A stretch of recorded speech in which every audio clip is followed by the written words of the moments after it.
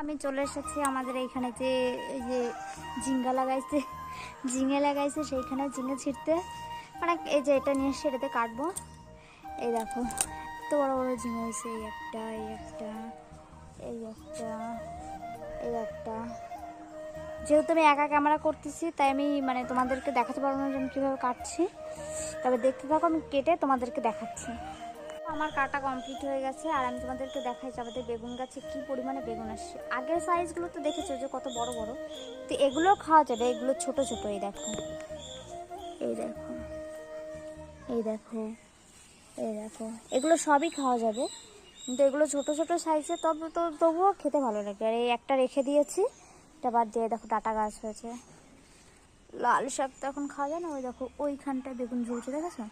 আর এই চারটে আমি তুলেছি, এই চারটেই আমাদের দুজনের হয়ে যাবে।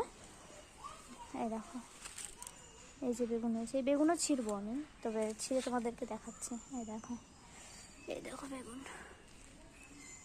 মতন আমার সবজি তোলা কমপ্লিট। আর আমি সবজিও তুলে ফেলেছি। আর আমাদের এই লাফা গাছটা দেখাবো তোমাদেরকে। এই দেখো, এইখান থেকে লাফা গাছটা এতটা দূর বেড়েছে, কিন্তু লাফা গাছে ফুল এসে পড়ে যাচ্ছে। এই লাফা গাছে কি ওষুধ দিতে হবে, মানে কি ওষুধ দিলে পরে লাফা গাছে ফুলটা দাঁড়াবে এবং লাফা দেবে, সেটা আমাকে জানিয়ে। লাফা দিয়েছে, কিন্তু এই দেখো লাফা দিয়েছে, এই যে, এই যে, এই যে, কিন্তু দাঁড়াচ্ছে না, মানে শুকিয়ে যাচ্ছে। আর এই যে আমার ঝিঙে আর এই যে বেগুন তুলেছে এতগুলো, গ্রামের দিকে এই একটাই সুবিধা, মানে বাজার না করলেও এক সপ্তাহের বাজার হয়ে যায় গ্রামের কিছু না কিছু তুলে। এই যেরকম সবজি লাগিয়েছি, মাঠের থেকে শাক তুলে খেয়ে খেয়ে বাঁচা যায়, একটা সপ্তাহ তো বাঁচা যায়। আর যাই হোক, আর আমি আজকে তোমাদেরকে সারাদিন আমি অনেক ভিডিও ছাড়বো, তার মধ্যে আমি কিছু কিছু মানে ব্লগে দেখাবো কিছু কিছু গাছ। সেই গাছগুলো তোমরা আগে দেখেছো কিনা অবশ্যই আমাকে কমেন্ট করে জানাবে। তো আজকের মতন এই পর্যন্ত, দেখাচ্ছি নেক্সট ব্লগে।